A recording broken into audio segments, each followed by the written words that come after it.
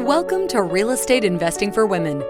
On this show, you will learn how to create wealth through real estate the blissful way.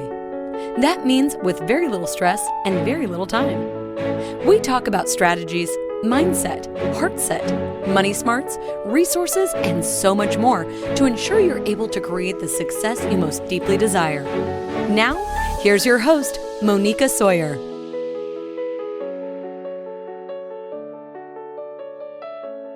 Welcome to the Syndication series, where you're going to learn all about what syndication is and how you can utilize it to build cash flow and grow your wealth. It's a really exciting strategy, and I'm looking forward to sharing all of our guests with you. So now let's get to the show. Today, I am so excited to welcome to the show Eng Taing. It's such a great name, and I keep hoping I'm going to say it right. CEO and founder of Syndication Capital and highly experienced real estate investor with $100 million in assets under management, Eng works hard to help people reach their full potential. Eng is an economist by training from the Wharton School of Business. He also has experience leading data science and analytics at Apple, Capital One, and AT&T. He applies that experience when identifying and underwriting investment opportunities and markets. Eng has presented at companies like Apple, Facebook, and Amazon, where he teaches employees how to minimize their tax burden and keep and invest more of their earnings so they can achieve financial freedom. Syndication Capital is a real estate investment company focused on investing in Kansas City, who believe that your money should work for you. Syndication Capital has been investing in commercial real estate for many years and trusts that this is one of the best ways to predictably build wealth through passive income. Syndication Capital focuses on high cash flow investments and providing passive income to investors by acquiring and optimizing multifamily, industrial, and senior living assets. In doing this, they want to make real estate investing accessible for the everyday investor through a technology and data-driven platform, along with our dedicated team that puts you first. Hi, Eng. Welcome to the show. What a mouthful. Hi, Monica. I don't even know who wrote that. It's so funny, man. You're listening to your bio, you're like, was that me? I wanted to give you notes. I was like, no, just change that. That's right. And it's so funny. There's so many words in this, since I know you're kind of a business tech guy. Data or data, Tuesday or Tozy. You know, like all the words. Yeah. I'm like, oh God, am I saying this right? Data versus data. It's always something that just like, because I've been a data scientist. Right. But we use data. I know. And those of us that are not in that world always mispronounce it. So I'm sorry if I did. Anyways, so talk to us a little bit about your real estate journey. How did you went to Wharton Business School and then you moved into real estate? Tell me how that kind of worked out for you.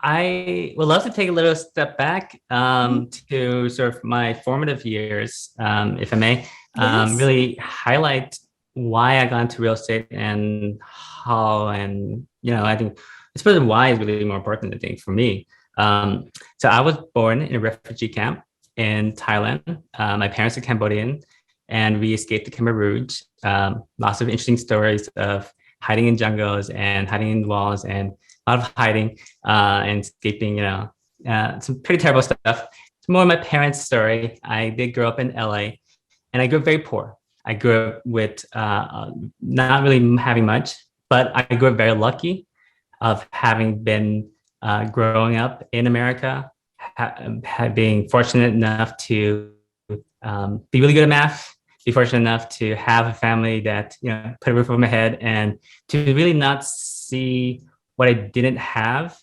and to have enough hunger to drive me, to really been my biggest why. And hopefully that's a lot of your audience's big why, to help provide security and financial freedom in whatever form that means to your family. And that's been my biggest driver. So when I started to really get really good at math, I gravitated towards investment banking because that's like the thing people did in my age group. everybody said, let's go get investment banking. Let's just make a bunch of money, be a stock trader, whatever it is. So I did all that, really good at math, understanding data patterns. And what I found about myself is I did not like the volatility, the up and down, the movement, checking the market. I went through the financial crisis.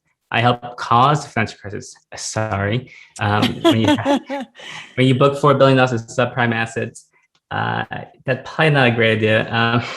But seeing that side of things and seeing that and really seeing the value of these houses go down, that's how I first got into my first real estate investment at the young age of 23. Lucky enough to have capital to deploy at that time. I remember it very clearly. It was like $125,000 investment or purchase price. So $30,000 purchase price investment to get $1,000 a month in net monthly income. And I really like that feeling of just having monthly predictable income. Mm-hmm. Obviously, I'm hiding a little bit of things of like all the things I had to do with painting the house and remodeling it and getting tenants and some tenant issues. But in general, that's how, when you come from so little, you having just a little bit of security gives you a lot of confidence. Mm-hmm. And my story isn't a story of getting into real estate and just doing real estate.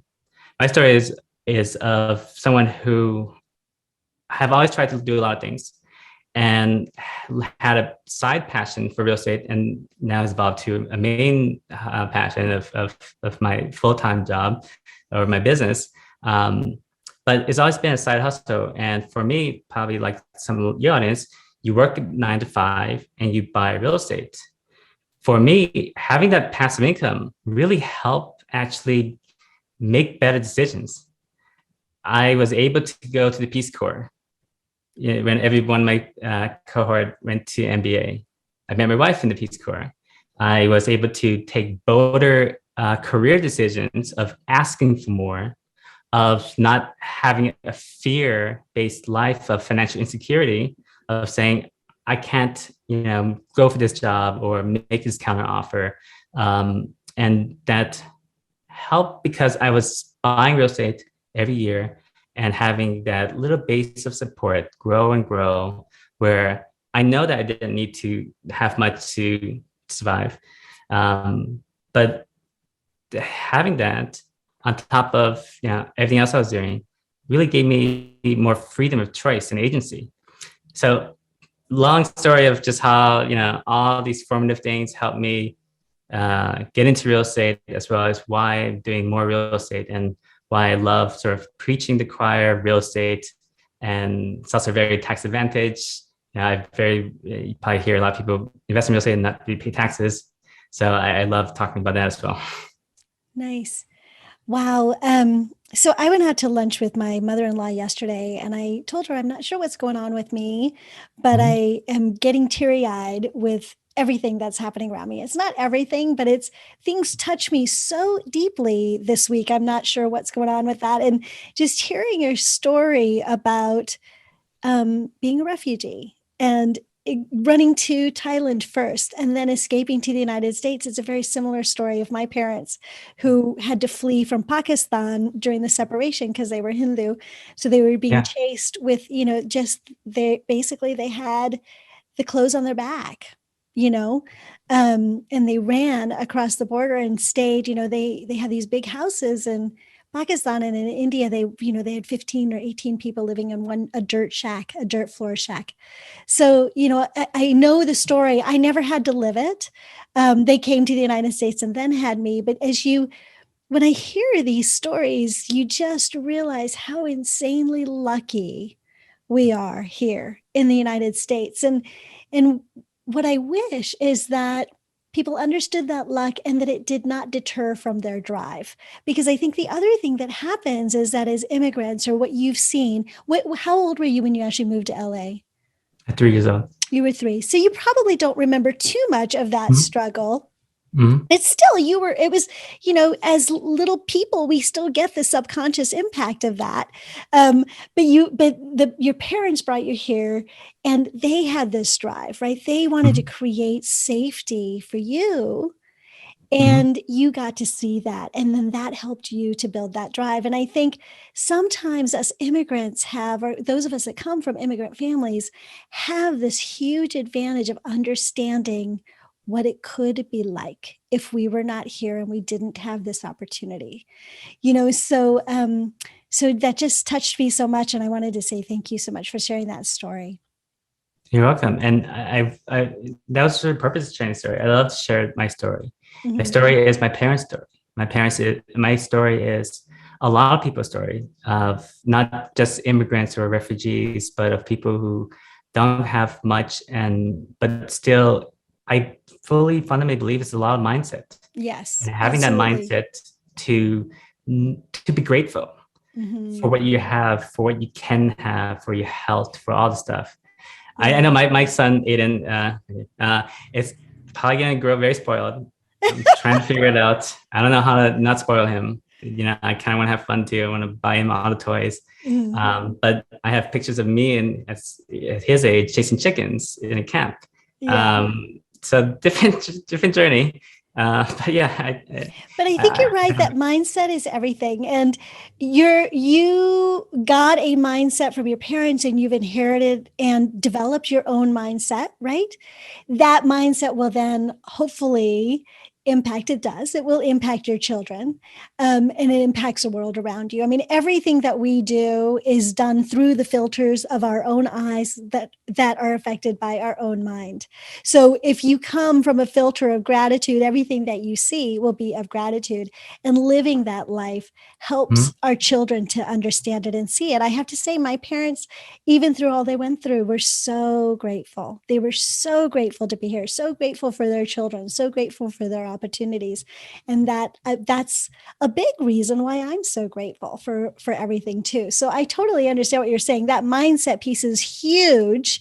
yeah, And I'm sure no matter how spoiled your little one is, he will get that from you too. I So knew it. that's, yeah. No, he might be chasing chickens, but he might be doing it like park, right? Yeah. Yeah. I think that's what rich people in San Francisco do nowadays. They just buy a chicken coop in the That's backyard. right. It's like the sign of affluence. I got chickens and fresh grown eggs. Well, it's come full circle, right? Like how interesting is that? But you're right. It's not just an immigrant mindset. I mean, and I really thank you for emphasizing that, is that there are a lot of people that come from a place where they were not very privileged, or they had very, very, very little, right? Very little, or they were in really bad circumstances.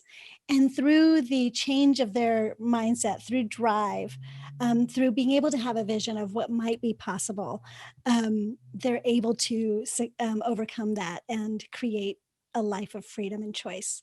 So I actually just released my TEDx talk, which is called Who is the Boss of You? And it's all about economic freedom to give you choice. Yeah. So I love Love that. it. Yeah, we're on the same wavelength on that. Okay, I could talk to you forever, but let's move on. Okay. Let's talk about real estate specifically. Yeah. So, talk to me about your favorite asset class.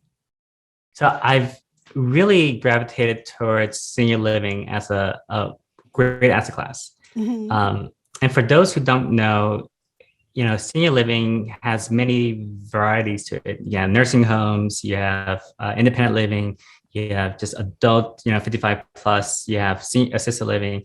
And I'm squarely in the middle of assisted living, where folks, our elders, our residents, and I really think they're the greatest generation, and they've contributed so much to this country.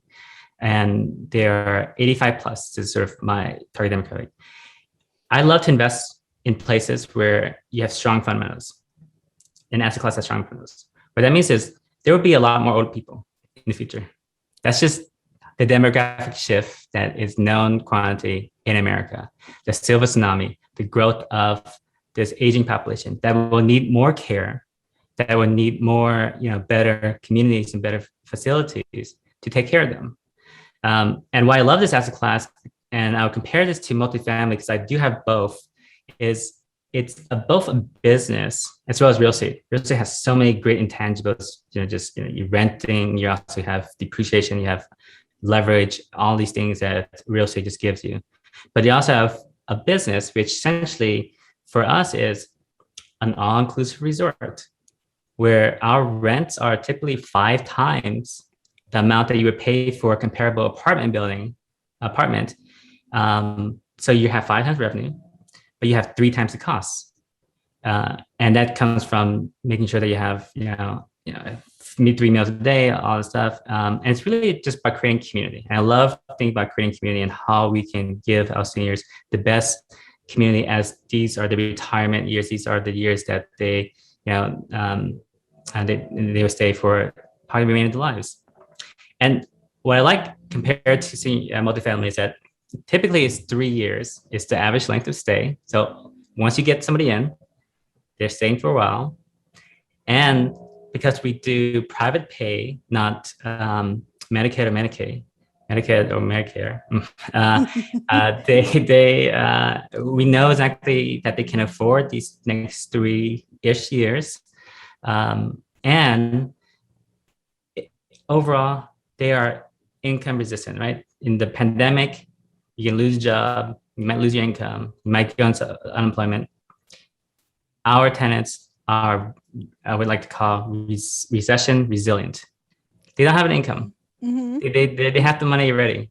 They probably put it out from their funds. They're using this for the last remaining years of just making sure they're in a really great place. So I've gotten deep into senior living. The reason why I got into senior living is because I just love cash flow. I invest for cash flow, and I've been investing in California until it didn't make sense. And I always am a nimble, flexible person. I don't want to just be, this is what I'm doing. I will only do that. I'm never going to do anything else. And while you will learn expertise in that thing, but if the market shifts, if California gets more expensive, which it's had, if it gets more regulated and rent control, which it has, and if multifamily becomes more expensive, which it has, then I can't get the same kind of cash flow that I'm used to, and I'm spoiled. I like to spoil myself with double-digit cash flow, and our investors as well. So I will chase after good asset classes that there's a good moat around. When I say that, like when I started, I bought something that's very approachable to me, because I was like, I didn't have any guidance of how to buy real estate. I just said, let me look on this site, which they didn't have sites back then, and figure out what to buy, and do the math myself. So I was pretty good at math. I can figure it out. But as you go into it, like if more people can do what you're doing, that means the returns aren't as good. It's going to be, it's going to be just more competitive. So what you want to do is get to more uncompetitive areas where you can create a moat of competitive advantage. And senior living is a huge moat. No one's going to go figure out like, hey, I want to invest in senior living nowadays. Hopefully after this podcast, maybe some of your audience will. But it's definitely a great moat. Lots of people in the space, but not as many as it should be. Lots of communities that are thriving even during COVID. And I think when I think about what I want to continue to do from investing overall, is I just love investing for cash flow. And I say cash flow versus appreciation, even though all our assets have appreciated. That's just what happens to assets, especially when the government prints a lot of money. When all that, I like investing cash flow because I can get that money now and then compound it or invest in many different things. When you invest for appreciation, you're like planting a tree and then it becomes a big tree. But then that's very risky if you just have one tree. But when you're investing for cash flow, I like to think of it, you plant a tree, then you got a forest. And you can invest all the cash flow into many, many different things. And then having high cash flow, I mean, double digit, meaning if you put $100,000, you get $1,000 a month. That gets you freedom to do a lot of different things. That also gives you a lot of buffer. Because if you're just investing for appreciation, I don't want to say negative things about other types of investments. I do both. That's money that you got to put into it every month. If you lose your job, you might not have that cash flow from that property to cover the debt. And so cash flow investing for me is always a big buffer of safety. I'm always thinking of like how conservative, how safe can it be, and how much money can this investor make so that it pays for itself and pays for all my other investments. Mm-hmm. So for senior living, I love the way that you talked about that. And I talk a little bit about, California is an appreciation market. Usually you're going to have negative cash flow, which is now everybody's like, don't ever have, like it's the bad word, right? Don't do that. So there's, when you have an appreciation market, you're usually not going to have any kind of cash flow. Sometimes you'll break even, or if you hold for a while, maybe. But there's different ways of investing, and it is good to consider those different, like, what are your goals, and to pick a strategy accordingly. So I love that you're so clear on exactly what you were wanting. So talk to me a little bit about, with senior living homes, what I have heard, because I've looked a little bit into it. Of course, I'm very curious about it. I've got a lot of elderly family members that have been in homes. I hear a lot about like insurance issues or stuff like, not insurance like medical insurance, but insurance as in insuring the home. That's a very, very, it's its own big thing that none of the other asset classes have. Have you found that to be like a particularly big challenge, or what do you think about that? I think of it as just an added cost, which baked into the revenue, and your NOI and your OpEx expense is baked into it. It has more costs, as I said, 3 times costs. You have licenses you have to get. Oftentimes not medical license, but it's just when you open anything, you typically have a license of this nature. But we're building single story communities where you typically have 80 to 90 people in that community. And we have many different layers of liability protection, both from having insurance, which can be costly, but it's baked into the cost, to also a management company, which we would either own or third party, which would have the liability of all the HR, because it's really a people business. It's just having people and taking care of people. And so that you want that liability off your investment, and so you really have like 3 entities when you're investing in senior living, versus when you have multifamily, you might just invest in your own name. You might have umbrella insurance. You could do it in an LLC, but if you're in California, that's $800 a year. So cash is tax. I know. That little plug. It's funny. Yes. So it is a little bit more complicated, right? But it's just part of like, once you get to know that business, you know how to handle those things. Right? I love complicated things. Oh, it means that, I love to figure it out, and then maybe someone else won't do it because it's complicated, and then they won't do it, and there'll be more from me. That's great. Got it. And so there's 2 other questions I wanted to ask you. First of all, I do want to talk about opportunity zones and how that fits into this. And I know that we're going to talk more about that in extra, so we will get there. But the other question is, do you invest in homes and take other people's money to invest in them? So for instance, if I wanted to invest in senior living, but didn't want to have to learn all that stuff, can I do it through you, right? Yes, that's exactly what we do. And thanks for bringing that up, because I will say all these complicated things, and hopefully you do something. One of the things you could do is at least know that Tozy Capital, I'm here to provide you an option to invest with us and participate in the same cash flow that I've been talking about, the same stuff, without having to sign the loan, without having to get the insurance, or having any liability, because you're not even on any of the paperwork in the core liability business, that we take care of everything, that all the headaches of hiring people and all that stuff, we're taking care of. And we're doing this at scale, so that when you're doing anything 10 times, you just get better at it. So it's something that I appreciate myself. So yes, love to have anyone potentially participate in investing with us and growing with us.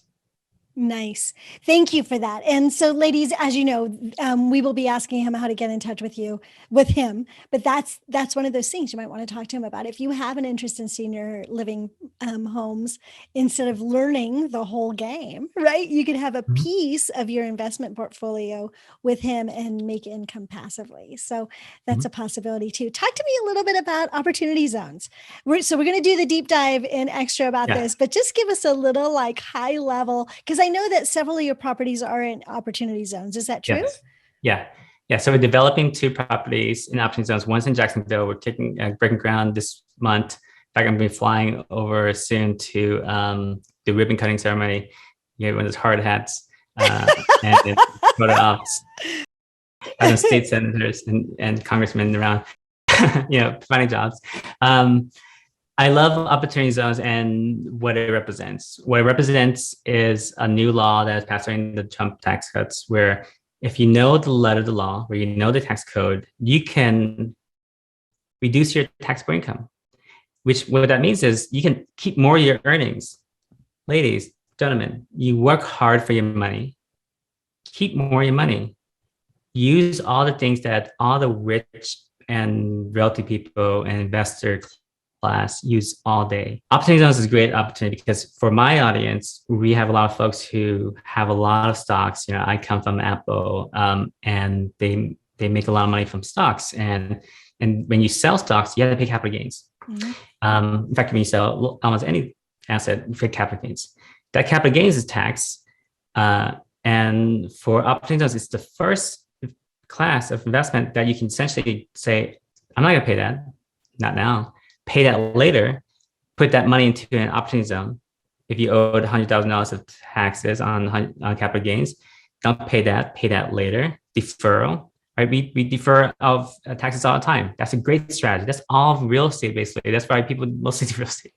You do 401ks because you want to defer taxes in the future. So you defer taxes for 6 years, so not too long, and then you reduce it by 10%. And then if you hold it for 10 years, it's quite a while for any real estate investment, all future capital gains gets eliminated. So you don't have to do 1030 exchange. You don't have to do anything like that. So compared to a non-opportunity zone investment, and I do have both, if given the same number of returns, say 12% each annual returns, the opportunity zone would give you more than 50% more money at the end of the, because you would have free money going in and free money going out. And so basically like a Roth and a 401k. I can go into the detail on that too, but basically if you can, don't pay taxes. And there's ways to do that. Even if you're a W-2 employee, if you're working hard, there's many ways. If you're investing your money, investing in opportunity zones, investing in places that the government is saying, hey, invest in this place, you will get a great tax benefit. And these places sometimes are great places to build senior living communities. So that's for everything.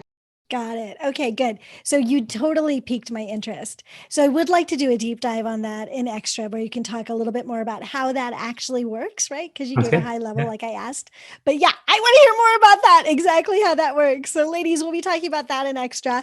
So definitely stay tuned for that. Okay, before we go to our 3 rapid fire questions, tell everybody how they can reach you. All right. You guys can reach me at our website, Touzi Capital, TOUZI capital.com, and reach me at my email, eng, at touzicapital.com. I am always happy to talk about taxes, about real estate, about investing, about, just financial freedom. It's all things I'm passionate about. I have YouTube videos, I have a TikTok.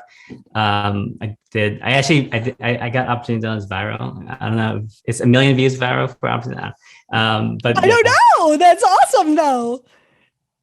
Yeah. So I love talking about it. I love, and what I really love about this space, compared to everything else I've been doing, and I've done a lot, is just talking to people, seeing people in the journey. I've learned so much by talking to people. So if you're trying to do anything, this networking, this relationship building is really key to success. Perfect. So go ahead to the website. Yeah, good. So he gave you his email address. Why don't you give that to us one more time? Eng, E-N-G, at Touzi Capital, TOUZICapital.com. Great. And that will be in the show notes also, ladies. So that definitely get in touch with him. He's very generously offering some of his time, which not very many people do. So definitely be respectful and kind. And if you're interested in this topic, definitely give him a call or give him an email, send him an email. All righty. So Eng, are you ready for our 3 rapid fire questions? Yes, let's do it. Okay. Give us one super tip on getting started investing in real estate.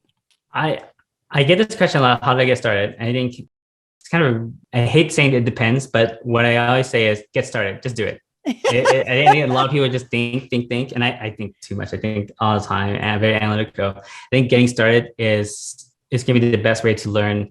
And that's like a non-answer, but basically, if you're short of money, find somebody who has money. If you're short of time, find someone who has time. Partner with somebody. Those 2 things, time and money, will allow you to get into real estate.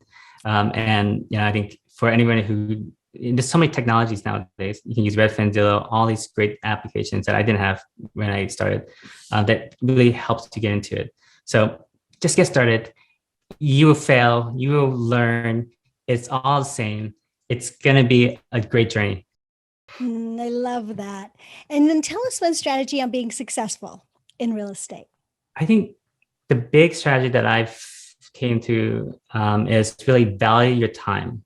At a certain point, your time is worth more than, and so if you don't value your time, then you can create processes or decisions that is going to keep you down in the weeds of quagmire, figuring out how to evict somebody or do this or that. And while you have to do that in the beginning, if you're trying to be really successful, that means you're trying to do this a lot. You're not just trying to do this once and get lucky. You're trying to do this 10 times. So think about what you want to do 5-10 times over and figure out how to scale. And that's why, for me, it's always been about going up and scaling and knowing that getting loans at multi-million dollars is easier than a $100,000 loan. And I didn't even need the income for it. I just needed to have that experience. So scaling and thinking about how to do things multiple times is always a great strategy to be successful. Perfect. Yeah, scaling and systems, right, that can conserve your time. Mm-hmm. So that's really amazing. Okay, and then what is one daily practice you would say contributes to your personal success? So I do fasting. I'm intermittent faster. So that's a little bit of me not having time and not eating breakfast. I'm not really eating breakfast, but that I'll tell you that I used to eat a lot when I was working at a corporate job. And I loved having lunches and all that stuff. But what I found is there's so many great health benefits of fasting for me. Not for everybody. But for me, it was giving me a little focus during the day to have black cup coffee and then getting into my routine. And that has, I think, helped me really focus on the task at hand every day. Nice. I love that. Nobody said that on this show. Thank you for that. Well, Eng, this has been fabulous so far. Thank you so much for joining us for this portion of the show. Thanks for having me. Yeah. And ladies, we've got more. We're going to be talking about opportunity zones and how it can save you in taxes and capital gains and all that cool stuff. I'm super excited about that.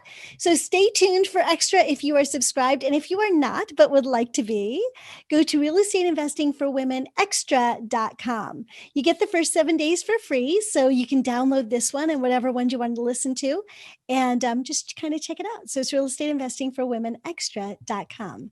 For those of you that are leaving us now, thank you for joining Eng and I for this portion of the show. I look forward to seeing you next time. And until then, remember, goals without action are just dreams. So get out there, take action, and create the life your heart deeply desires. I'll see you soon. Bye. I hope you enjoyed today's show. If you'd like to find out more about how to become a blissful millionaire, go to blissfulinvestor.com. See you next time.